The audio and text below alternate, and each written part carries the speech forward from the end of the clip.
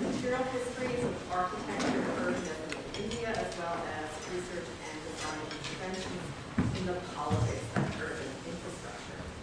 He is currently working on an edited journal about the future of the street in India as a social, architectural, and political space.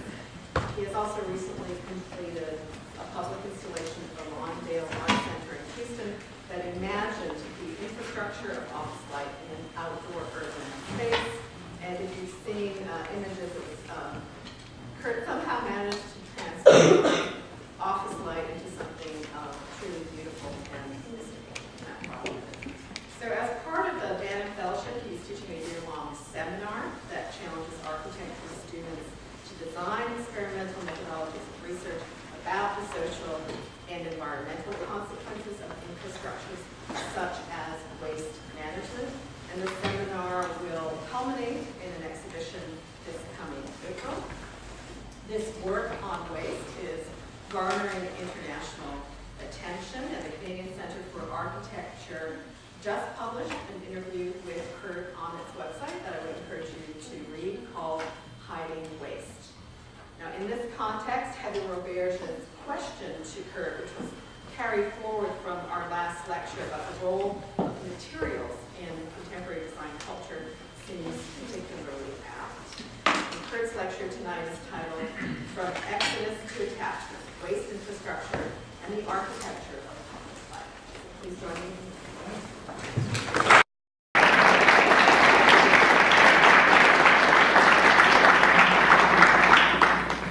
Can everyone hear me all right back there? Good? All right.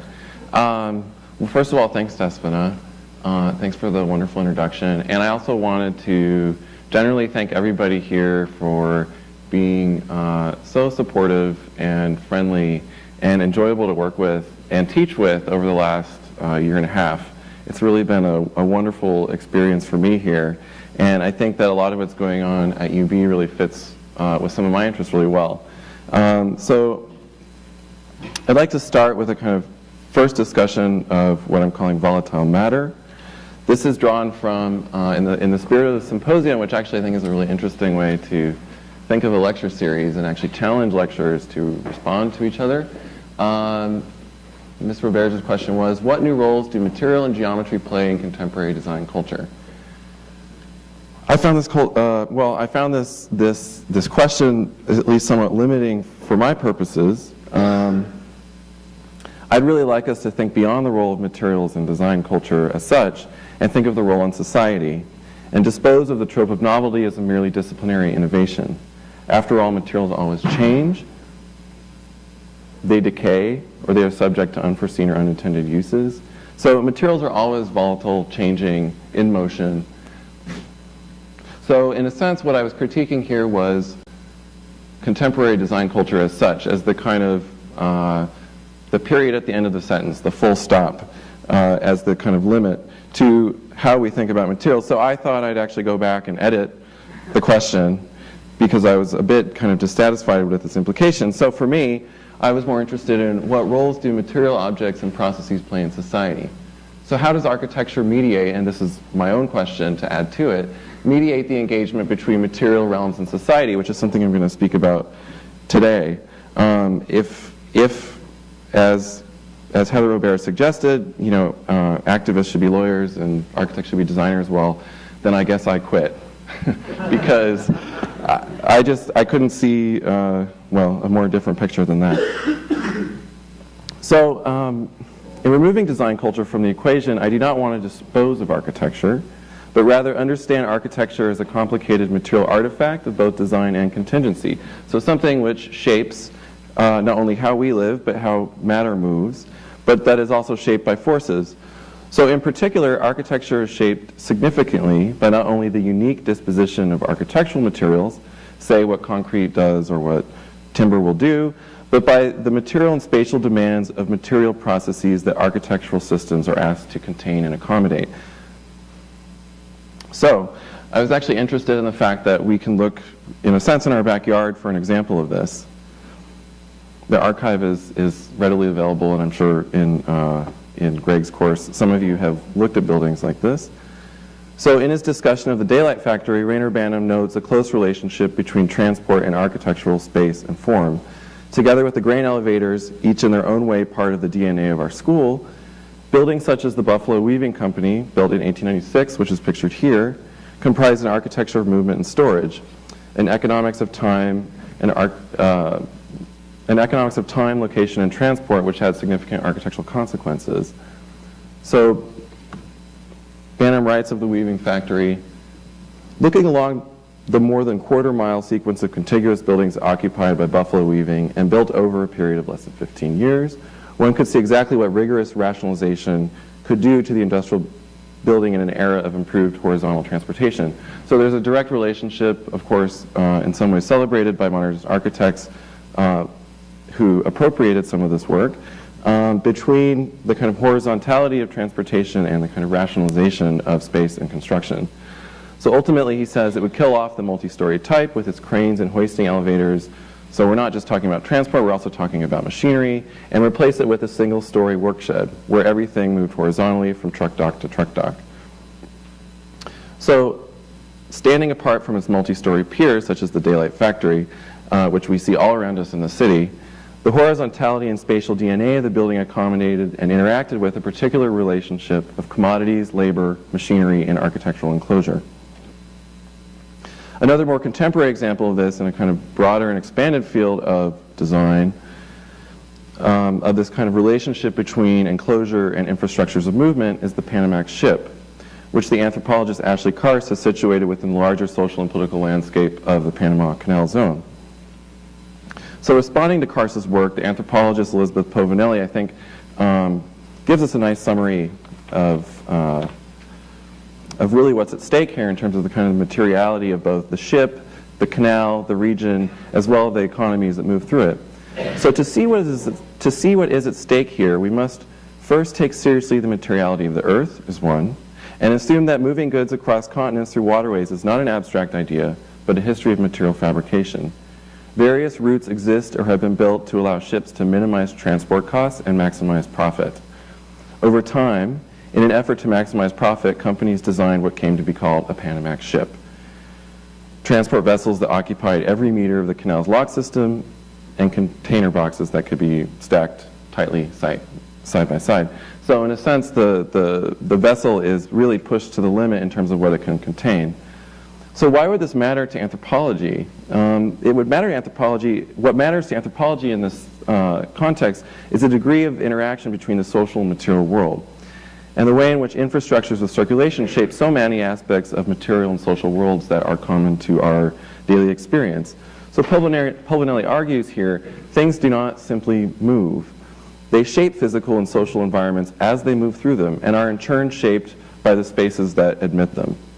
So what is important here is the double or triple forces of enclosure at work. So there's the canal zone, in some ways quite abstract, and territorial, the locks, the ship, the crates, which contain vehicles or any number of other goods.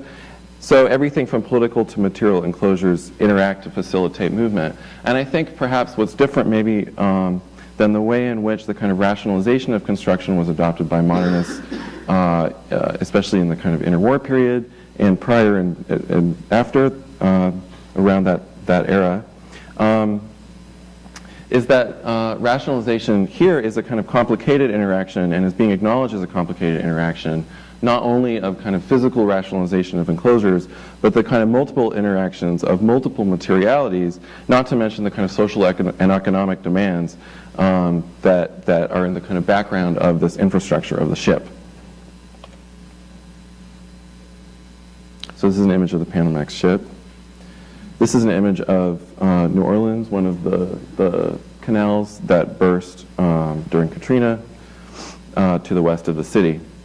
So I ask today, and this is a kind of key part of my question, what if these moving things are volatile, even harmful? How does architecture respond to volatile forms of matter, especially material and physical processes whose effects are far-reaching and difficult to contain in a singularly architectural sense? So recent history has, in the case of events such as New Orleans, in a sense drawn this question out of casual speculation and placed it squarely in our laps and television screens. Whether it's the World Trade Center collapsing, whether it's Katrina, or many other kind of large-scale disasters, the flooding of Mumbai. In a sense, this kind of large-scale collapse of infrastructure has been very present, at least in the last decade, I would say, in a way that I certainly don't remember kind of growing up in the 80s and 90s. So in a sense, it kind of foregrounds this question of fragility, but what it also foregrounds is the fact that things are constantly in motion, they are excessive, they overflow. So in a sense, infrastructure is about facilitating and enclosing the movement and circulation of things, in this case water, but it could be vehicles, information, electricity, trash, to name a few. Events such as the flooding in New Orleans illuminate how a material as basic as water is deeply volatile and subject to sometimes extreme overflowing excess and motion. I was very interested in this moment. I was in Houston at the time, and I remember that in the kind of daily public discourse of the media, we were suddenly confronted with discussions about technical systems. So the performance of levee walls, the performance of pumps and such. So in a sense, these kind of technical systems of water control and containment, kind of managing the movement and flow of water, were suddenly thrown into everyday knowledge and speech. In a sense, they were also contested. It was a kind of attempt to point fingers, who or what was responsible for this. So the sudden publicity of mundane technical systems underscored the instability of containment, throwing open not only a set of technical dilemmas, say how to protect New Orleans, but a Pandora's box of questions about responsibility and agency. Who or what was responsible for this disaster and its unsettling politics of class and race, which we cannot forget? The Army Corps of Engineers, the city government, the state or federal government, FEMA, the flight of capital away from the city, and its kind of secondary effects on especially kind of poverty and race in the city, levee walls, pumps, meteorology. Crisis leaves in its, crisis in a sense lays bare how gross injustices and asymmetries of power interact with technical systems of management and control. So in a sense, in this context, inequality and these kind of asymmetries of power which were suddenly made visible were also deeply kind of implicated within the highly kind of technical performance of many of these kind of infrastructural systems which ultimately failed. And failed in a way which, of course, a failure which was burdened really by the kind of poor communities of the city.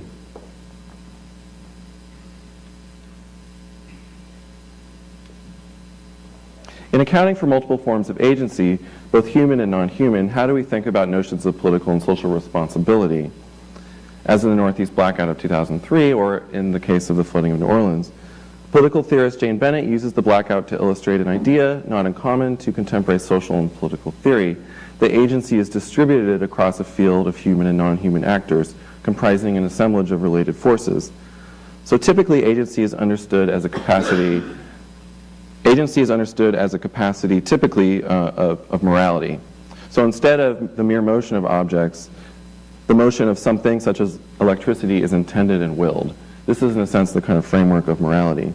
Rather, in distinction to this, she suggests that matter is inherently in motion and vibrant, intersecting and diverging with other forms of matter and the means and uses that we assign to it, both culturally and socially. The behaviors of matter cannot be reduced to the intentions of any single external actor, such as you or I, or agent, even a mechanical agent or being. An observation that I think also has particular resonance for us as architects. This is an image of the before and after of the Northeast blackout. I think it's actually funny if you kind of Google search for this because people got really excited and went into Photoshop and took all these satellite images of the Northeast at its most glowing, even more than this NOAA satellite image, and actually photoshopped in a big black hole. So you look at it and you get excited. Oh wow, the Northeast was totally black. Actually, that's what it looked like on the right. People get very excited about these things. So in a sense, Jane Bennett maps out a kind of assemblage of primary agents in the Northeast blackout. So on the one hand, electricity, like she says, with its internal differentiation into active and reactive power, which was ultimately much of the cause of the cascading blackout. Power plants, understaffed by humans but overprotective in their mechanisms. Transmission wires, which tolerate only so much heat before they refuse to transmit the electron flow. Again, something that was a kind of major participant in the breakdown of the electrical grid. A brush fire in Ohio. I don't know where that was positioned, but sure. Enron First Energy and other energy trading corporations who, by legal and illegal means, had been milking the grid without maintaining its infrastructure. Consumers whose demand for electricity grows and is encouraged by the government without concern for consequences. I'm sure we can relate to all of this. The Federal Energy Regulatory Commission, whose Energy Policy Act of 1992 deregulated the grid, separated the generation of electricity from its transmission and distribution, and advanced the privatization of electricity. So in a sense, all of these forces played a hand. And so what's interesting about this particular context is that they actually still don't know the source of this. So I think also what's interesting here is that for Bennett, each of these components is inseparable, though some components are more powerful than others. I'd actually like to go back to this image. Some have more authority, either as a set of intentional desires, say, to produce more electricity, or as material behaviors, say the capacity of a power line, or this relationship between active and reactive power. So even though this in a sense takes all these categories and makes them relatively even, some of these categories are much more powerful, excuse the pun, than others. That is a kind of key component of what she is calling an assemblage, which is of course derived from not only Deleuze, the philosopher Gilles Deleuze, but a number of other thinkers such as Spinoza. So, much like electricity, waste is an assemblage of forces. People who waste, manufacturers of consumables, objects and technologies that transport and contain waste, waste management corporations, scavengers, and so on. I mean, I could produce a 10-page list. So what differentiates waste from other forms of infrastructure, such as electricity, is its daily instability versus its spectacular instability in the form of large-scale collapse, as in the Northeast blackout or the flooding of New Orleans. Smells, toxins, litter, junk, and other forms and consequences of waste are encountered on a daily basis. Rupture and excess in the waste stream is an everyday encounter, asking that notions of responsibility, which I was just talking about. So it asks in effect that notions of responsibility about waste making and disposal be confronted constantly at the level of feeling and experience. Think here of everyday experience, kind of versus the kind of large-scale policy debates about the blackout or the kind of performance of levees in New Orleans. So critically, these notions are mapped onto space and architecture in ways we often forget, linking social concepts about space to the built environment, and this is what I want to discuss today. I will not discuss waste as a mirror image of society, i.e., we are what we waste. Thousands of pages of literature, ranging from exposés to earnest accounts of hitherto invisible sites of dumping, such as landfills, have effectively argued that we see ourselves in the things that we get rid of. For instance, in this case shown here, William Rathje and a number of others position waste as an image of social behavior in their decades-long garbage archaeology project at the University of Arizona. Things as small as can tabs are read into as a way to tell us the truth about our daily behavior. So for instance, that we might drink more alcohol than statistically we claim to do. So in a sense, the kind of content of the landfill is held up as a kind of mirror image of us. In a sense to say, you lied, right? You think this is what you do, but this is actually what the material you produce says. So this is another chart that they produced as part of their research within the site of a landfill in Arizona. They've done work all over the country. He's by background an archaeologist, so deploys archaeological methods and actually seems to have written a great deal within archaeology about the relationship between waste and social behavior. So I personally am less interested in what waste means than what it does. I think that this whole kind of blown out debate about meaning and responsibility in some ways kind of misses the point. I prefer to read first from the consequences of wasting rather than the causes. So in other words, I want to understand waste in motion. Literally moving, obviously when it's picked up by a truck, but also changing as it decomposes or is reused and recycled. Inevitably, discussion of causes finds its way back to bad behavior or irresponsible citizens, which I find misses the point.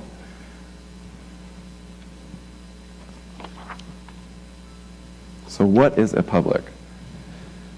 How do we make sense of the myriad consequences of the waste stream? We all struggle with this on our daily basis. Should I recycle this? Will this object emit toxins in the landfill? Do we even have much control over what we waste? I mean, I know that I do this in my own house. Like, what is, is this really recyclable? What will happen to it if I send it to the I mean, even as somebody who knows these systems, I still have many of these questions. So identifying agency and responsibility in the context of the waste stream is no easier a task than identifying the source of the Northeast blackout, which is, as I said, some degree still an open question. It is rife with information ranging from the technical to the sensational. And by the sensational, I mean both the kind of sensational imagery of the news media, but also that which we feel. So much technical information about the waste stream is anyways inaccessible and technocratic. I think any one of my students who have engaged some of these processes in the last fall can attest to this. Waste is simultaneously overrepresented and concealed. And just too complicated for a person such as myself, or any, I think, of you as individual actors, to fully understand and comprehend in all its aspects. So this is an image just, I actually love the kind of grid of Google image search, but it gives you a sense of, I mean, this goes on for, how many hundreds of pages, but in a sense, the sheer proliferation of information about waste, which is directly tied to notions of responsibility. Does anyone know who this is? Well, you have a clue. Yes, you say yes. All right, so I'll get to it. So, but complexity of issues and information is not a hindrance to either comprehension or political contestation, I would argue today. In the case of the Northeast blackout, for instance, the uncertainty of responsibility and the complexity of physical, social, and political forces demanded that responsibility be located in a number of issues, such as deregulation, energy trading, among others. In a sense, it fine-tuned where responsibility would lie. And really, in a sense, responsibility was much more tied to the issue rather than a set of aforementioned notions about where we might anticipate agency to lie. So complexity did not preclude its political consequences. And here I would say, remember Enron, which no longer exists. There are consequences. So writing in the teens and 20s, John Dewey, together in part with Walter Lippmann, proposed that complexity actually enables political contestation to come into being. Dewey and Lippmann wrote in a time of rapidly growing infrastructures of movement and media, such that everyday life was infiltrated with information about the world. This is John Dewey saying, yes, we can. So this is a problem that I feel should resonate with us today. Think of how tweets, blogs, and other forms of ubiquitous information are part and parcel of daily life. I actually still find it really stunning how much we are enmeshed in these kind of daily infrastructures of information. People commit Facebook suicide, some of you in the audience I know, in order to extract themselves from a burden of information that we cannot even begin to fully digest as individuals. I've recently found Facebook totally overwhelming. Against a not dissimilar landscape of media, Dewey and Lippmann suggest that politics turns around interest and attention. In The Public and Its Problems, Dewey argues that we make a critical mistake in vilifying interest. And I think this is a really key point. So think of contemporary debates about self-interest, interest groups, and selfishness, all of which should resonate in any kind of discussion of waste. So Dewey proposes a deceptively simple formulation of public life. The essence of the consequences which call a public into being is the fact that they expand beyond those directly engaged in producing them. That's it. So in other words, publics come into being around the unintended consequences of action in the world. And here I want us to think back to Bennett's discussion of the blackout. For Dewey, this is fundamentally a problem of interest and competence. As Lippmann and Dewey suggest, we are not omnicompetent as individuals, especially in a world saturated by information. We cannot know and be competent in every issue that crosses our path on a daily basis. I think of the anxiety of my own parents when they watch the nightly news and thinking, my God, my dad just turns it off because he can't even, as somebody who formerly taught history, he feels totally saturated information and yet totally disengaged because there's so much of it. So we engage with things that ultimately in this kind of saturated landscape, we engage with things that matter to us and affect us, and the political body of the public comes into being around issues that affect people, and we can add here, I would argue, things, such as in this case, the unintended consequences which emanate from a landfill. Simply put, no issue, no public. So much of what we call public is in this sense potentially something of a misnomer.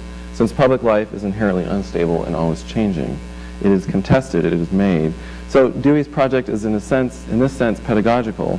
There is a process of making and discovery built into public life, and for him also in the making of the state, which is quite radical.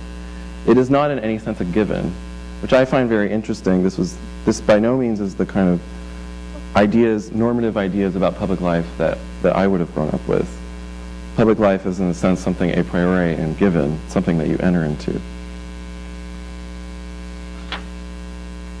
So nor is it, in this respect, confined around preordained spaces of exchange, as I was just saying. Issues bring about spaces of exchange and social friction whose boundaries are drawn around their consequences. Public space as such is inherently mobile and falls around matters of concern. For instance, who might a public of the Pacific garbage patch be? And through what spatial means is the public of this phenomenon constituted? Who might it affect? And where do we draw boundaries around an issue this fluid and deeply entangled in a global economy of consumption and transport, not to mention the actual kind of dynamic workings of ocean currents? So Dewey does not devote much time to space as such, but I do think we can extend the argument to a series of spatial consequences. In the broader history of the public sphere, public life is not just about discourse and speech, but is fundamentally about space, in both the physical and virtual sense. Jürgen Habermas, for instance, a well-known example, traces the emergence of the bourgeois public sphere as a collective body apart from the state, a space of discourse and sociality that emerges out of the private sphere of the market. So responses to Habermas critique not only his particular history, but its application across different contexts, arguing that, in fact, many histories of bourgeois public life gloss over the exclusionary aspect of spaces, such as the street or the coffee house, which are part of their history, or gloss over their co-option by the state. It is a difficult history to condense when taken globally. Nonetheless, I think much of this history is colored by the demand that in order to participate in the bourgeois public sphere or citizenship, many aspects of one's identity, emotions, and behavior had to be disavowed and left behind as a conditions of one's entry into its spaces of exchange. This is an image from Bangalore, where I live and work when I'm not here. So the historian Harold Ma, responding to Habermas, argues that this idea of the public sphere spatializes notions of entry and exit. In a sense, it's the idea that the public is something that one can enter and leave at will, and which requires certain codes of behavior and class for one to enter into it. So public space functions something like a container for public life. Design it and they will come. I think even growing up in Florida and seeing a kind of rapid urban proliferation in the late 80s and 1990s, I saw this. The construction constantly of public spaces which had no people in them. Because they are in a sense a kind of pre-given container in which we are supposed to enter into, not something that in a kind of Deweyan fashion that we constantly construct.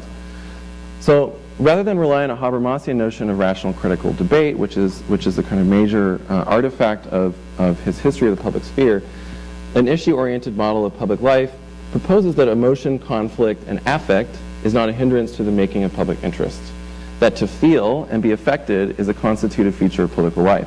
I think of the State of the Union address where one of the representatives yelled to Obama, "You lie," during the healthcare debate, and what a controversy that was. I found it so hilarious, having come from India, where being at public meetings and having people screaming at each other all the time, that this like minor infraction was a public controversy. But in a sense, to enter into that space of public exchange, there are certain norms and standards of behavior that one must ascribe to, particularly about one's emotions, but one can say in the broader context of citizenship, many aspects of one's class, race, gender, and such.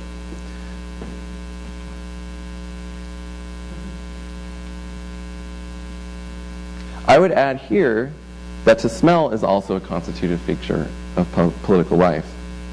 The wafting odors of waste and decomposition unsettle infrastructural efforts to contain waste, think again of the container, as a private dilemma. In contemporary architectural discourse and other fields, infrastructure is often cited for its subliminal qualities. Modern waste management is no exception, especially in the United States, working to disappear waste as efficiently as possible, removing the sight and smell of wasted matter to urban peripheries. And even here in the urban periphery of Houston, the landfill has in a sense set up a kind of battle line of perfume spray, which well, according to them, actually kind of deodorizes the smells that are emitted from the landfill, but frankly smells utterly horrible. The kind of worst cheap perfume you could imagine. But in a sense, there's this constant question around, especially issues of smell, visibility, things that affect us and which we feel, that we commonly associate with the politics of waste. So in speaking of this idea of the kind of subliminal role that infrastructure is said to play, Albert Pope argues that the organizational capacity of infrastructure were as much or more potent than architecture in encoding an urban subject. And I think it's a very interesting history, not only that Albert Pope is working on, but many others, such as Keller Easterling. So he says, infrastructure is literally everywhere. It exists all around us, even where you are right now, which is true. You can see it when you sit at your desk, look out of your window, and when you watch television. As opposed to a work of architecture, infrastructure leaves us largely unaware of the mechanisms of societal organization that surround and define it. It allows us the very necessary fiction of unfettered agency that most modern societies require. Again, think back to this question of agency. So indeed, I agree, infrastructure works in the background of everyday experience, especially in the United States. But where I would complicate this argument is by acknowledging that infrastructure is equally formative in its instability, breakdown, and rupture. As anthropologist Brian Larkin has noted in regards to infrastructures of media and electricity in 20th century Nigeria, the image of infrastructure working seamlessly is largely a conceit of observations of infrastructure in the first world. In much of the rest of the world, everyday infrastructure such as water, waste, and electricity are deeply unstable and are anything but subliminal. For instance, when I was staying with friends in Delhi this summer, I arrive at 2 in the morning and my friend texts me that both the water and power are gone. So I would argue in contexts like that actually infrastructure is incredibly tenuous and fragile. And it's not only that fact, but the fact that we are conscious of it. This is an image of the Naples garbage strike, which obtained a lot of media attention. So in regards to waste, rupture is a daily occurrence. Though waste has disappeared relatively effectively in the United States, populations that live near landfills and toxic dump sites will tell a different story. So in this respect, it is no coincidence that struggles over dumping sites have historically also unduly burdened the poor and minority communities in the United States, which is something we always have to remember. Waste infrastructure is fragile and weak, as I was just saying, subject to sudden changes in geology, weather, and society, such as garbage strikes make clear, whether it's in Naples, New York City, and so forth. It cannot be circumscribed as a first versus third world dilemma, I'm arguing here, even though its consequences play out very differently in these contexts. Much like road, street, and transport networks, this is an image of a garbologist, a self-proclaimed garbologist, A.J. Weberman, who published a few books about the kind of insights that he would gain from looking through garbage. In particular, he focused on celebrities, in this case Bob Dylan, and wrote a book called Dylanology, based on all of the song lyrics that he found in the trash. So in a sense, extracting a kind of image of a life from the trash. But what's interesting in this case is, where are these kind of boundaries drawn, right? Where is rupture allowed to occur in something as simple as a kind of garbage can or a garbage bag? Should Bob Dylan sue him for invasion of privacy? These are very complicated issues. So, much like road, street, and transport networks, which Keller Easterling and Albert Pope have written about, as I was just saying, I'm interested in how we can read into infrastructure not only a history of a modern urban subject and questions of subjectivity, but for the purposes of the discussion today, a history of ideas about common space and public life. Sanitary infrastructure, and its later manifestation as waste management, comprises an important and often unacknowledged history of architectural modernity. Sanitation emerged in the 19th century in parallel to rapid industrialization and urbanization that was experienced in the West and in much of the colonized world. And again, I'd like to point out the simultaneity that we often forget.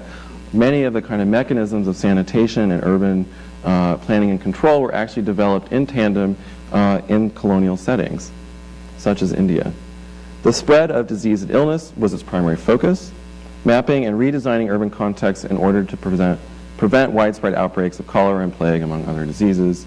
Yellow fever was a big problem in New Orleans, cholera in London, the plague in India. I think what is interesting, this is, by the way, an image of Chicago, I believe from the 1880s. What is interesting for our purposes was that the evaluation of the consequences of waste in this period was largely through aesthetic concerns and now debunked theories of miasma that relied largely on the affective qualities of waste. Again, what is felt and experienced. What we cannot necessarily explain, but what we can feel. So miasma, for instance, comprised an ill-defined notion of fetid air and disease causing airborne gases. Waste quite literally filled the streets of cities across the globe, such as this street in Chicago. Streets were literally piled up in trash and horse shit. And this was a kind of significant problem in cities such as New York or Chicago, which were rapidly urbanizing at the end of the 19th century. So waste was present in daily life in a way that is obviously quite unimaginable to us today in the US, and motivated a significant movement that agitated for public refuse management in cities such as New York around the end of the 19th century. So, if sanitary engineers comprise a nascent form of modern technocracy that would be, say, divorced or removed from political contestation, women's groups and other publics congregated around the issue of public sanitation in this time, as the historian Martin Molosi has written of extensively. So here I like to think of Dewey, that issues about public responsibility of waste emerged out of an intensely affective environment, rife with the immediacy of smell and social conflict.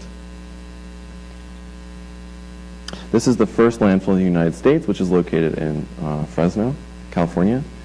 So in the United States, the presence of waste was replaced in the early to mid-20th century by public refuse management. So what I think is interesting is this word management as a kind of replacement of the kind of earlier term of the kind of broad umbrella of sanitation. This is a kind of diagram of private, municipal, and contract management of waste from 1880 to 1924. You can see that because of the kind of agitation and reformism of the reform era politics of the late 19th and early 20th century, municipal services about waste came into being in a very big way in the United States. But what's interesting about this moment is that simultaneously aesthetic theories such as miasma, like aesthetically based kind of theories contingent on its kind of visibility, what one feels, aesthetic theories of infection disease were discredited, locating disease and vectorial illness. This is the primary innovation of bacteriology. So, as the sanitarian Hibbert Winslow Hill writes, and I think a really fantastic quote, the old public health was concerned with the environment, all of that kind of stuff which affects us. The new is concerned with the individual. The old sought the sources of infectious diseases in the surrounding of man. The new finds them in man himself. So there's this kind of disinterest in the actual kind of spatiality and friction of the environment, and a kind of greater interest in the kind of technical capacities to understand how disease actually moves, but which has a number, I think, of interesting spatial consequences. So refuse disposal was thus increasingly taken on as a solely technical problem, rather than a hot-button political issue or kind of public dilemma. It was framed as a problem of managing society's housekeeping, to borrow from Hannah Arendt. The public demand for municipal refuse management, in a sense, removed it from public contestation, ironically removing the very public capacities from which it originated. So it is important to take a step back and understand this in the context of also increasingly large organizations, not only of the state, but also of the market. So for instance, this is some data from 2005, but basically just to show that 3 corporations own a fairly significant degree of waste infrastructure in the United States. So by the 1980s, waste management was transitioning from municipal responsibility, which I had shown earlier, to a system in which cities would contract out pickup and disposal of waste to private corporations. This is in large part the system that we live with now, that we're all familiar with, I'm sure. though some cities still conduct their own management of waste. It is also, by the way, a kind of paradigm which is also being, well, at least is trying to be implemented in countries like India now in a very rapid way. So landfills have grown fewer but much larger and far more technical. This is a diagram showing the relationship between the kind of increase in the tonnage of waste generated and the number of landfills. So you can see a kind of dramatic drop in this period, even from 1988 to 2005. Why did this happen? EPA regulations and increasing distance of transport joined changing attitudes towards the role of the state and the emergence of large corporations to wrest responsibility of refuse management from public authorities. Regulation and transport were deemed too costly for cities to handle alone, though one cannot discount these kind of larger shifts in economy and governments also as motivating factors. I mean, think of all these kind of debates now about the kind of role of government that is taking place, right? The role of government in our lives and in society. In many ways, this is in the kind of background of this shift that takes place in waste management. So the experience of sanitation and waste management is thus also a history of public and private responsibility, a complicated intersection of changes in the content of waste. Of course, I haven't talked about that much, but by this period, the content of waste has also changed dramatically from the late 19th century. In the late 19th century, much of the waste in New York City was actually recycled and reused. Much of that waste now could not be recycled and reused, also because of its material content. But also a kind of intersection of these issues with levels of consumption, policy, regulation, and attitudes towards the role of the state. All of these things are kind of congregating around the issue of waste. Where's the architecture? Well, here it is. All right. So norms and forms of managing waste paralleled and overlapped with urban and architectural responses to sanitation and waste. And I'd like to draw this kind of close and I'd say kind of related set of histories. So dilemmas of management, control, and politicization were inscribed, I would argue, into architectural and urban planning in many ways, operating in the background of efforts to both segregate and collapse the affective, biological, and social consequences of waste that I've been talking about. Urban reform in the late 19th century sense shaped a number of critical ideas about architecture and urban space, for instance. For one, sanitary practice and its larger imagination sought to decongest cities. Over time, conversing with ideas about planning that sought to distinguish work from residence, among other distinctions of zoning that we now live with as a kind of typical format for the planning of cities, though not everywhere. It was also kind of demanded in this period that light, ventilation, and the impermeability of architectural materials be introduced to building standards and specifications. So an effort to combat dampness and fetid air. So it's both a kind of a doubly kind of spatial and material set of demands that are made by sanitation on architecture. For instance, we cannot think about the kind of introduction of and sheer proliferation of concrete without thinking about its alliance with this interest in controlling dampness and producing the house, for instance, and the apartment as a space of kind of very tight enclosure, which would not be subject to rain, dampness, as well as these kind of questions of ventilation. This is an image of from Towards the New Architecture of Corbusier's kind of proposition for towns built on piles. So what I just described was kind of merely a few aspects, by the way, of the myriad ways in which sanitary reformers shape the everyday aspects of the built environment. I think the kind of larger history is very interesting, and I encourage everyone, if you're not familiar with it, to look into it. I find it very enlightening. Vanguard modernism in the early 20th century struck its own relationship with sanitary principles, as when Le Corbusier imagined cities on piles, suggesting that architecture evacuate the ground plane. Indoctrinated in the contemporary work of architects such as Rem Koolhaas, the effort to lift architecture from the ground was in large part an effort to remove it and its support infrastructure, both in tandem, from the dampness and the decomposition of the earth. Modernist notions of cleansing the gaze and attitudes towards whiteness and color also emerge in part from the influence of sanitary thinking, as Mark Wigley and others have written of. By the 1970s, this is by no means a kind of comprehensive history, but just an overview of the way in which waste was engaged with through architectural thought during the 20th century, and the kind of within, I'd say, the shadow of sanitation. So By the 1970s, garbage inhabited a peculiar mixture of curiosity, experimentation, and social activism in the expanded realm of design culture, not just architecture. So for instance, Martin Pauly investigated at Cornell and other institutions the potential of wasted consumables to be repurposed as architectural materials for social housing in the Third World.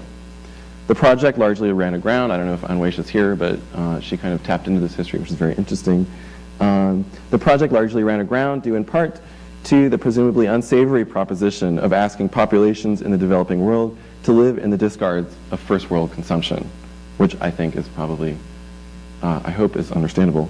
So nonetheless, I think it's important to foreground the desire to reaffiliate and politicize economies of waste and consumption by making waste physically present, returning it to the space of everyday experience via its use as architectural material.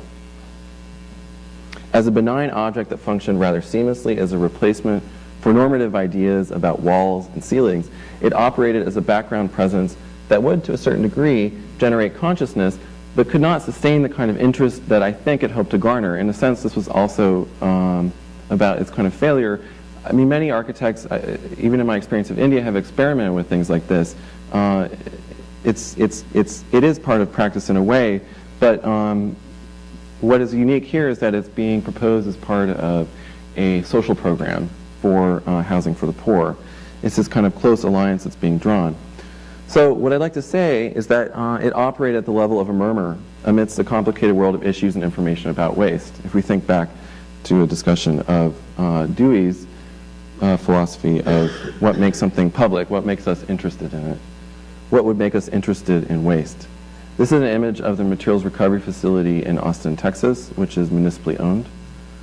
So in a significant departure from the materially focused investigations with wasted objects and processes of the 1970s, architecture has more recently, in the past 2 decades or so, I would say, taken on waste as an explicitly infrastructural dilemma, intervening in systems of transporting and disposing waste. So at their best, I would say, these experiments in program, technology, and narrative interface with the particular abject qualities of waste and their movement through infrastructures of motion and containment. These projects tend to innovate within the given urban order of facilities and practices at the periphery of cities, an urban order which we should all be familiar with. One of these projects being the materials recovery facility in Austin, pictured here. So projects such as Abelos and Herreros' recycling facility at the Valdemin Gomez dump on the periphery of Madrid foreground the problem of interest and association as a generative concept to their work. Completed in 2000, the project encompassed, among other things, a materials recovery facility, or what in the waste industry is called a MRF. Not a Smurf.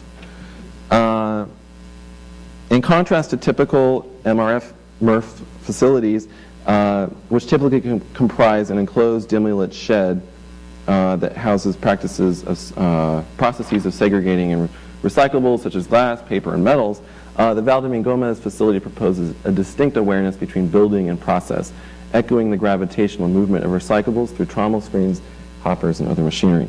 So, well, in a sense, what this image shows is the kind of lightness of the space. I think I have an image coming up that shows a kind of typical MRF facility, but in a sense, they're normally a kind of normative shed structure, which is totally indifferent to the machinery which takes place inside it. The section, I think, suggests something different. Maybe a bit timid, but certainly a kind of strong awareness between the architecture and the kind of machinery of movement. So, sorry. Yeah, so what I also wanted to say here is that the building is largely a sectional strategy of embedding spaces of visitation, circulation of labor in close parallel to the diagram of movement embodied in the plant's machinery. And I think what's interesting here, too, is that it's not just a kind of visitor, which I'll discuss in a minute, but it's also us as an audience or as a kind of architectural reader that, in the sense, I think they are speaking to. Most people wouldn't engage with this, but it actually is through drawings, I think, that these issues are raised. There was a kind of perhaps political life of drawings at times. This is another image of the interior. Yes, this is an image of a typical MRF. You can see the kind of difference, well, the indifference between machinery and enclosure. Most private MRF facilities are off limits to public view, largely out of corporate paranoia about liability, secrecy, and labor conditions, among other things. I've witnessed this myself. Abelos and Herreros position a visitor center at the heart of the facility in response to this, a pedagogical space to engage the context of recycling in Madrid and the workings of the plant. So at the heart of the building, there is this potential kind of visitor center to kind of educate oneself about the processes taking place around you. So the building also gently positions itself against the landscape, yielding to the rolling hills of the surrounding landscape, which, by the way, are artificial. It is a landfill after all. So in a sense, it's artifice mimicking artifice, not artifice mimicking nature. In the larger context of their work, the facility envisions itself as consequentially urban, despite its location in the periphery, which I find very interesting about this work and others of their kind of body of work. Abelos and Herreros describe the urban periphery as, quote, an area of impunity, a space where the determinacy of the city is tenuously released, allowing unforeseen spaces of collective interaction to occur. As someone who grew up in suburbia, I can certainly relate to this. Though the facility remains well within the enclosures and confines of a typical dump, its architectural strategies attempt to understand what this idea of collective engagement might mean for an infrastructural facility. So not only in the sense of the act of visiting a facility such as this, as in the kind of process of going to the visitor center, but in positioning the building architecturally and programmatically as part of a larger constructed landscape. For those of us working on the Buffalo Botanical Gardens, I'd like you to also think back to that relationship of the Botanical Garden to the Olmsted Park system.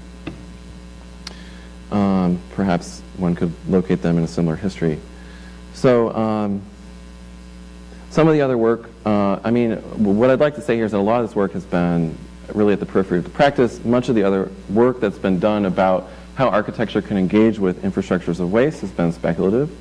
So work by Mira Angular here, which is largely actually wholly speculative, on sites such as the Hiria landfill outside of Tel Aviv, propose a more interactive relationship with processes that seem on the surface to be benign. So when we see a kind of landfill form, we forget that there is a whole kind of almost organism going on inside of kind of active decomposition, the production of gases, toxins, and such. As part of an international competition in 1999, there was other interesting entries by who's the 7-year-old artist, architect, bald, who was here last year, Vito Conchi. I don't know why I'm pointing at you, Hadas. So as part of an international competition, he also did a kind of interesting entry, which I think could also be critiqued in interesting ways. Engler proposes a series of interventions that reconfigure processes of digestion and decomposition as acts of witnessing. So again, this kind of stress on a kind of act of witnessing again, but in a very different way than garbage architecture. So, for instance, she talks about what she calls an archive of subconscious depositories, where new interest groups of waste, such as a waste archivist, will congregate to study and organize waste of matter. So in a sense, it's not just a kind of formal architectural proposal, it's also imagining new users as a way to kind of engage these spaces. So my question today is, what might collective engagement with waste infrastructure look like if brought back to daily life, away from the periphery? How might the affective qualities of moving and disposing of waste be engaged with and lived with? In thinking through a politics of interest, where, especially in the United States and much of Europe, the consequences of waste production are rendered out of sight and out of mind, I propose that a renewed consciousness of waste be framed as a spatial dilemma that infiltrates everyday life. So how do we negotiate the need to distance society from the deleterious consequences of waste, and the need to understand waste infrastructure as inherently embedded and fragile in our lives, something that is not the responsibility of the powerless and the peripheral alone? So the idea is slowly, albeit glacially, being experimented with in studies by municipalities, as well as early architectural precedents, such as the Abelos and Herreros facility. Not the one I showed you, but another facility in Barcelona. Dow Jones Architects, in collaboration with Arup and the Greater London Authority, proposed, and this is an image of one of the proposals, citing waste processing facilities in the urban fabric of London in a study that was done in 2008.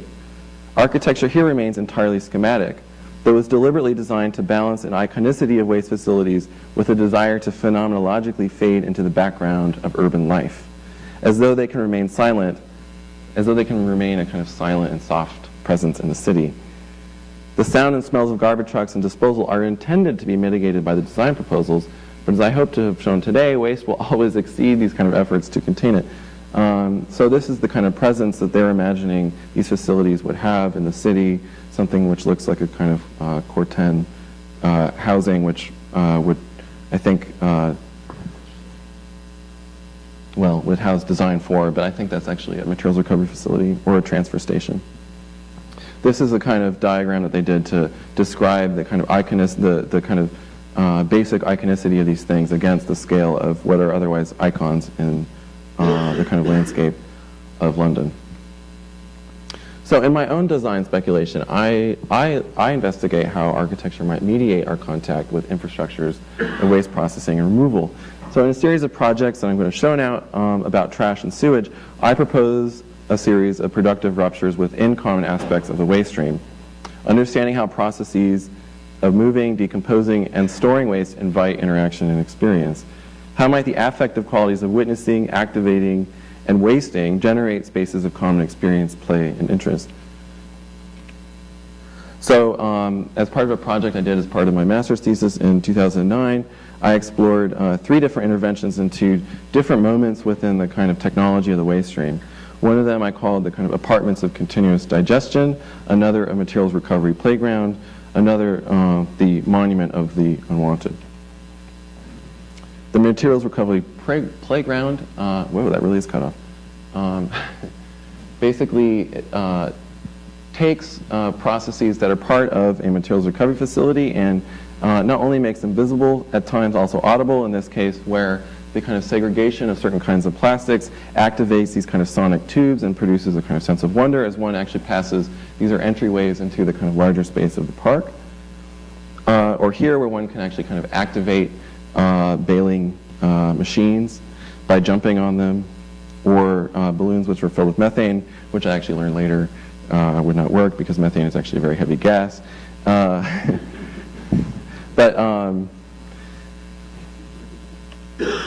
Or here where running on a kind of in a large cylinder actually kind of activates a trommel screen, so that one in a sense in a kind of feedback loop also feels and potentially even hears through this kind of surface the physical processes of actually kind of moving waste. I think somebody got a little carried away. These are basically 2 sections through the materials recovery playground, which now I guess I can use the pointer, which show a space where, in addition to a hopper, people can jump on an inflatable surface, start to kind of loosen the materials before they're engaged with by human collectors, which is typical for a MRF facility. Then metals are extracted from a magnet, then these kind of trommel screens, which are engaged with here. So in many different ways, all of these kind of otherwise secretive process components of a MRF facility are not only made visible, but actually engaged with. I imagine, for instance, actually kind of activating a kind of baler and standing on it and feeling it crush would, I think, be a very exciting experience. The apartments of continuous digestion actually learned from a kind of now somewhat outdated model of a bioreactor, but which basically proposed that a kind of large community of waste would actually kind of bring their organic waste, say in a neighborhood, to a set of locations which are a kind of sandwiching of both everyday residential experience and a kind of large machine for processing compost. The kind of concept here about this particular bioreactor is that waste basically moves down these steps and is exposed to airflow through these fans, so that when it comes out in this kind of machines at the bottom, it comes out as actually functional and usable compost. This is a kind of image of the entry into the apartments where waste is actually kind of being drawn into the system. You can also see where each unit also contributes its waste to this kind of larger system. So there's this sense of being thoroughly kind of embedded and in some ways very tenuously or precariously embedded within a kind of larger infrastructure of waste. One would obviously kind of hear these kind of buckets moving up and down and collecting waste. Another proposal was the Monument of the Unwanted, which basically proposed that enormous kind of mega trusses would be inhabited by basically trash cans full of junk. So all that junk that is not useful to the landfill or to composting is basically either kind of compressed or thrown into kind of bins that are collected from houses and drawn up into these trusses, which over time start to kind of grow as a peripheral register of the amount of junk that is produced in any given location in the city. I was interested in how they also function as a kind of monument, a way in which to kind of see into our somewhat immediate past and understand ourselves, not unlike garbage archaeology, through wasting, not unlike Engler's work in terms of thinking about what kind of users might actually engage that space. Sorry. Another project which I worked on with Wendy Gold-Martin in LA was called Anaerobiopolis, which was actually done, and some of you are probably familiar with the WPA 2.0 project, competition that was run a few years ago. We really felt strongly that we wanted to inject a kind of sense of lightness and humor, maybe even irony, into the competition, because we felt that even the kind of statement for it was characterized by what Paul Krogan might call like very serious people. In a sense, what we wanted to learn from was the typology of the water tower and combine this idea of an almost bulbous-like extrusion with the idea that it could actually process sewage in various states of its return to gray water. So what this learns from is the technology of the living machine, actually, and each of these steps actually learns from a process within a living machine, such as, for instance, up here, where the kind of solids are broken down by Pilates and yoga in this kind of movable surface which is activated. Then kind of down to the next level where it's actually kind of continuing on its path towards gray water. Many of these kind of mangroves, which is typical of a living machine, and other aquatic plants actually start to begin to kind of purify the water. And that some of this, some of the kind of excess gases that are produced here are collected to heat a pool, which is shown here. Then kind of down to the next level, these kind of oxygen is harvested from the plants that kind of grow on the next level of the living machine, which are typically kind of marshier grasses, to kind of produce this kind of spa-like atmosphere. These are plants. So in my work at UB, I've been interested in returning to this kind of Deweyan problem of information. This is much more recent work now. Waste has, at least since the 19th century, been rendered through the lens of information. So here in the landfill that we visited as a group with my class back in the fall near Niagara Falls, there are actually kind of burrowing holes in which to put methane release valves, but also as a way to kind of regulate the landfill as a kind of set of information. So for instance, here landfills are kind of constantly monitored for their kind of content and the kind of processes that are taking place within them. So as I was saying, waste, at least since the 19th century, has been rendered through the lens of information. In his important mapping of the cholera outbreak of 1854, shown here, in London, John Snow, a doctor, produced a map of cases. Previously attributed to aforementioned theories of miasma, as I think had been the case in a previous cholera outbreak, Snow used the map to track back the spread of cholera to the water supply, which in this case was the Broad Street pump, which was supposedly the source of the outbreak. Not only did this mapping bring into being epidemiology as we know it today, he is considered the father of epidemiology, it also set a precedent for mapping techniques and technology such as GIS and conventions of mapping information in the urban landscape that are part and parcel of pseudoculture in any design school, including our own. I mean, it's almost kind of part of our DNA, for better or worse. So seen against another iconic and influential map of common space, Nolli's 1748 map of Rome, Snow's map is a departure from the convention of figure ground representation, representing an issue of dire collective concern rather than public space in a sense as either an enclosure or as a kind of space in between as such. Public space is in a sense being represented through the angle of information. So for Dewey, the task of public life is to turn sensations into perceptions. So in other words, to draw out of the background of daily experience perceptions about issues that are vital and shared, such as waste, collaborating collectively about how they might be better managed to produce just relations between people and things, or what Dewey calls, in his language, good attachments. So considering that infrastructure comprises a vital support system for everyday experience, how do we even begin to engage with issues that are deliberately buried away? This has been a question that we've been asking this year. The task is to sense in the first place, to bring sensory and affective experiences of waste processes into precarious or beneficial contexts, or merely to irritate. Like water or electricity, waste infrastructure is constantly rendered as information. Landfills contain liner with electrical meshwork that identifies punctures. GPS is used to monitor the distribution of waste in order to avoid landslides. Wells are dug around the perimeter of landfills to monitor groundwater. In these and other ways, waste is recorded through a variety of platforms of information gathering. Though this information is important to note, it remains unavailable to public view or buried in technocratic documents. Given the enormity and complexity of the issue, how might it matter to us anyway? Why does this matter to us, unless we live near it?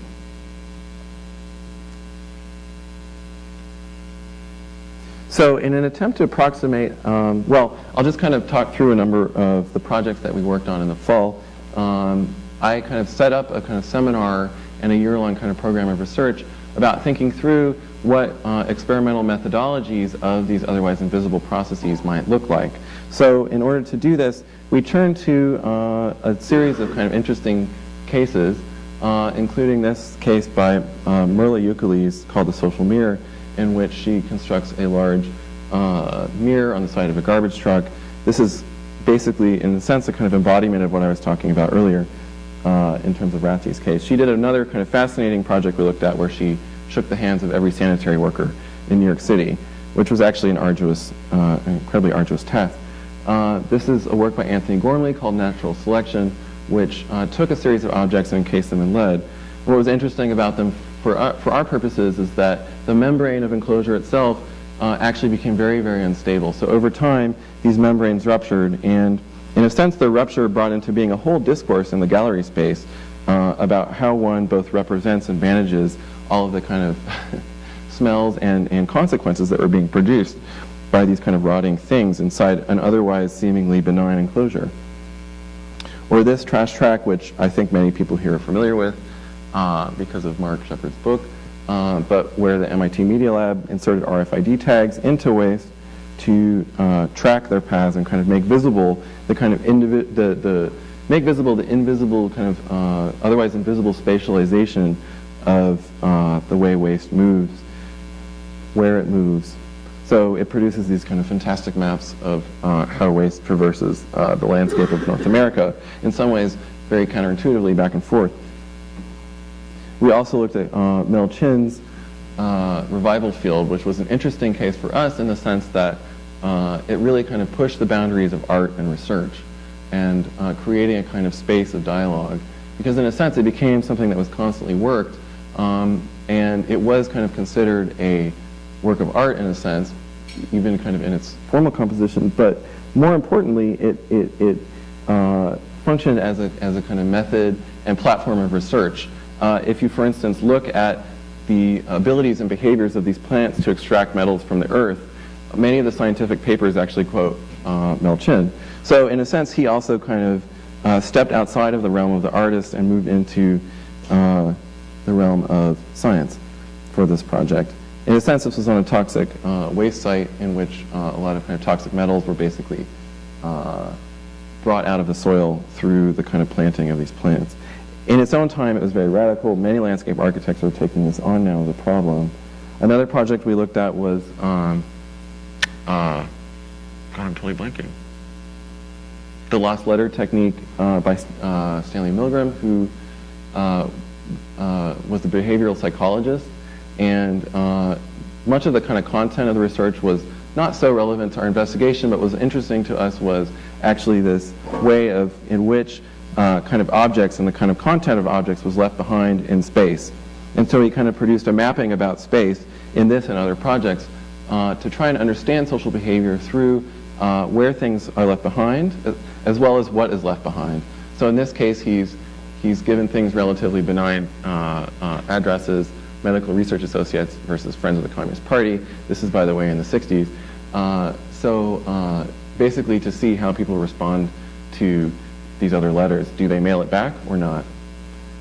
Obviously, in most cases, they did not mail it back to the Communist Party or the Nazi Party, was what was drawn from it. The last case we looked at, which is very interesting, and I encourage anyone to look at his work. He's done a number of interesting pieces where he produces these kind of magnetic devices. This is Francis Alice, who's a Belgian artist who's lived in Mexico City for many years, where he drags a small metal, in a sense, dog through the streets, and that dog also becomes a kind of method of recording. It becomes a kind of way of producing a kind of mapping of space and a kind of ritual traversal of Mexico City and all of the kind of waste that is produced in that space. Here is the dog interacting with a dog. So one of the projects that was worked on was by Mark Nowacek, which I think is very interesting. Mark kind of took on the problem that I was describing earlier, where a lot of this kind of technical information about the behavior of landfills largely remains technical. We don't engage with it, we don't have access to it. And so what was proposed was a kind of series of different kinds of surfaces. In this case, it's LEDs responding to kind of air sensors, which describe not only air sensors, but sensors which describe the kind of movement of toxins through what are called exposure pathways, whether through air or ground, and into spaces such as basements, around the house, through a fence. All of these ostensibly would be sites in some proximity to a landfill, but just to kind of measure and communicate the level of harm one would experience near a landfill. Other experiments which were very interesting was actually taking something as simple as sticky paper to kind of record the kind of particulate matter that would accumulate in certain spaces that the student identified. So in a sense, each of these surfaces becomes a record of change and kind of the changing dynamics of the consequences of waste in a space like the landfill over time, in a way that we actually experience it in spaces that we would experience it on a daily basis. Another project was by Brian Lee.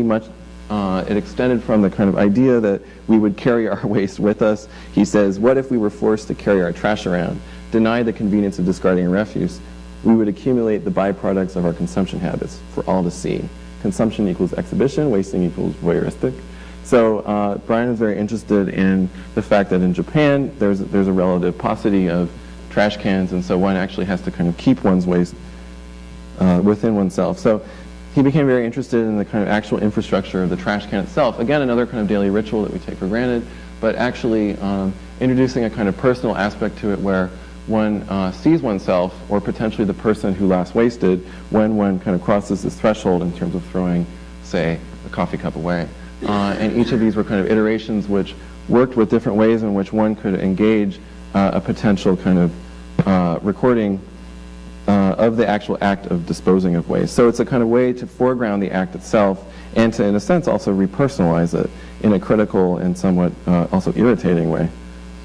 Another interesting proposal by John Geisler was trying to think about this idea of networked urban gardening and the way in which compost could actually be kind of networked in an urban landscape. So something as simple as a compost bin could have a kind of wireless emitter on it and a heat sensor, so that basically in something as simple as the Google Map, which apparently this can be done in a not too complicated way, that the actual kind of ripeness of compost at an urban scale could be communicated across the city. So in a sense, proposing that there could be a kind of new landscape of compost exchange in the city. This was a kind of later development which I found very interesting, where instead of, say, the kind of typology of the shovel, he produced this kind of typology of a stake, which in a sense also is takes up this kind of sensing technology that communicates to a network within the city. So it in a sense, makes something possible that is also potentially beneficial,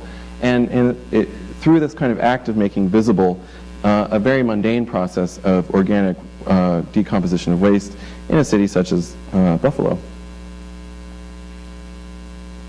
So I just want to end here by kind of reflecting on this work, and it's something I've been thinking about a lot in working with the students. So I see some of the work that we've been doing this year as an attempt to approximate what Nortje Moraes calls an experimentalist approach to public involvement, which has both a kind of material dimension and an affective dimension, which I find very interesting.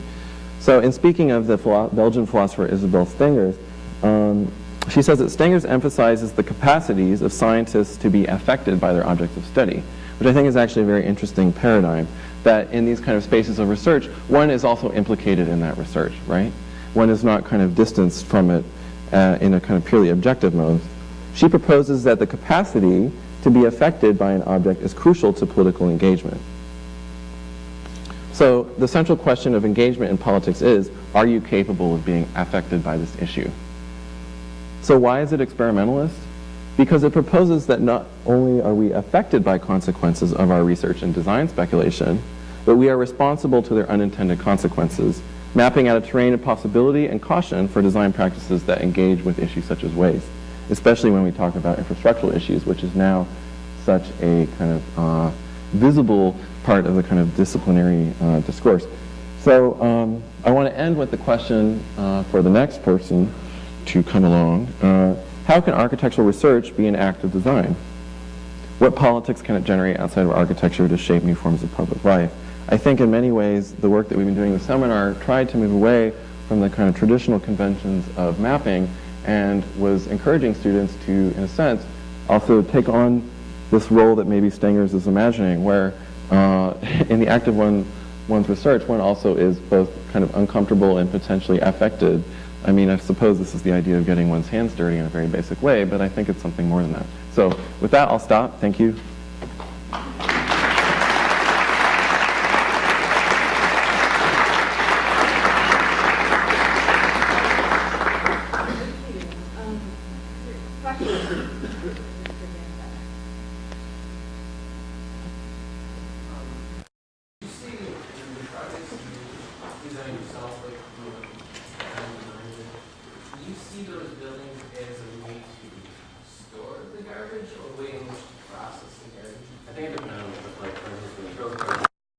Apartments were both active processes of movement, whereas the monument was actually a kind of a space of storage, which would be there for an indeterminate amount of time.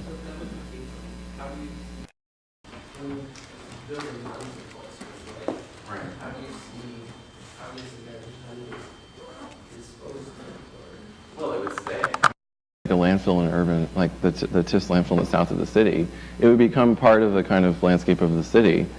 I mean, in a sense, it's interesting to think about if one had to kind of confront this kind of intense visibility and scale on a daily basis, what really, like, how would it, how would we be affected by it, and how would it really, I think, influence our perception of our own kind of daily habits of consumption? We live in an economy where we don't have to deal with those consequences largely, and as I said, that's largely a burden that's bared disproportionately by the poor in the U.S. and other contexts. I'm wondering, kind of, when we're looking at how can design be used as a means of, achieving the way people think about the built environment, how important is it to kind of change the vocabulary we use to kind of talk about waste?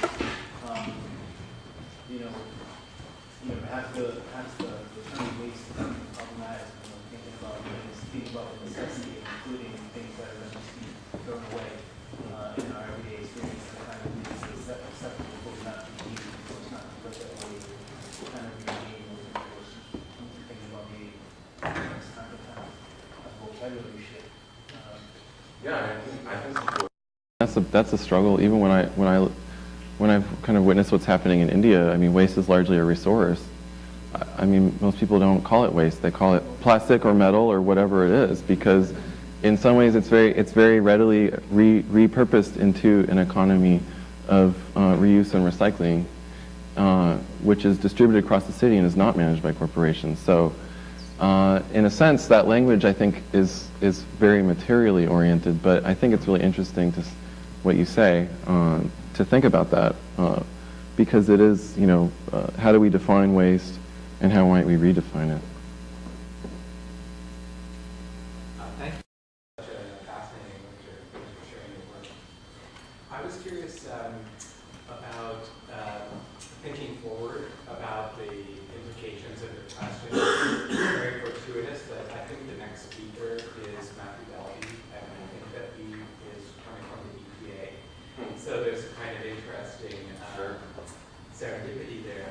And along with that, I wondered whether you've ever thought about the kind of outcomes and ongoing questions in your research as having direct dialogue with their sources in respect to things like private waste management companies or regulatory agencies.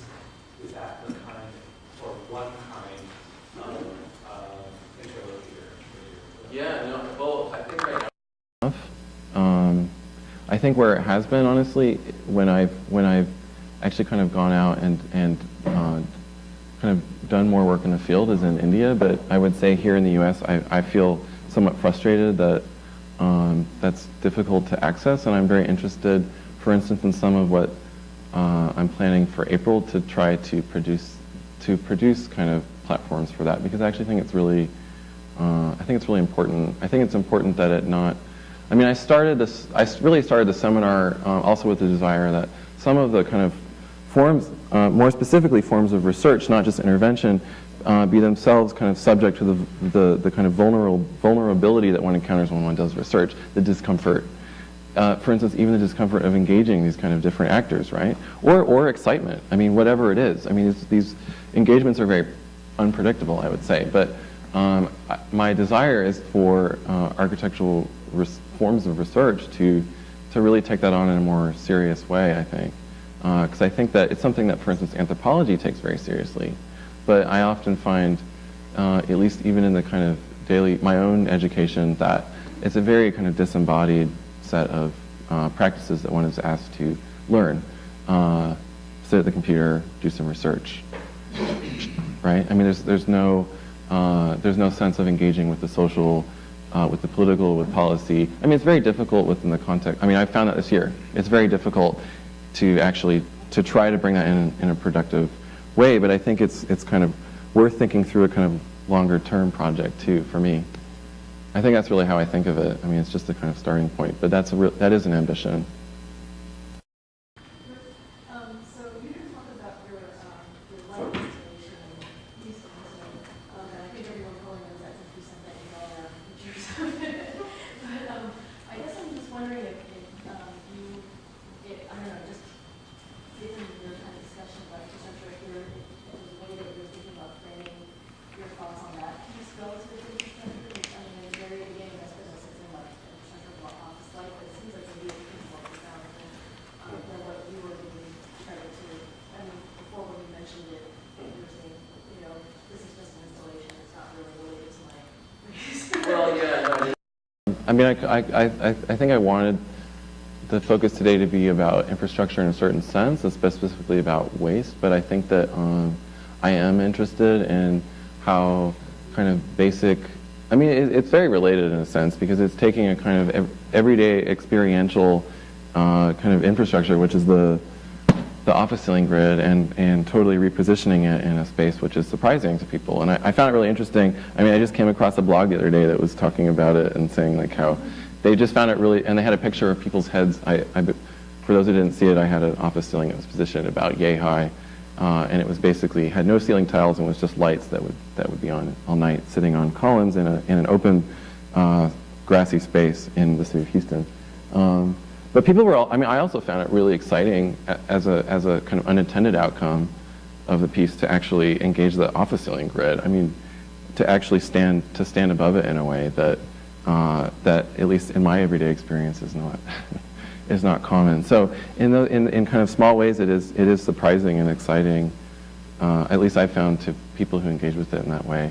And I think for me, I am interested too in where there's a kind of ambiguity of light, where it is both kind of benign but also confrontational in some ways. I think of like the way a police officer shines a light in your face. In some ways, like light, I think the way it's used is relatively benign and is about illuminating for safety or aesthetics, but at times takes on other meanings and other uses. At times it also produces accidental urban effects. So in a sense, I would also say its relationship to what I've just been talking about is those kind of unintended consequences of infrastructure. I'm very interested in working with light in a kind of urban spaces for that reason.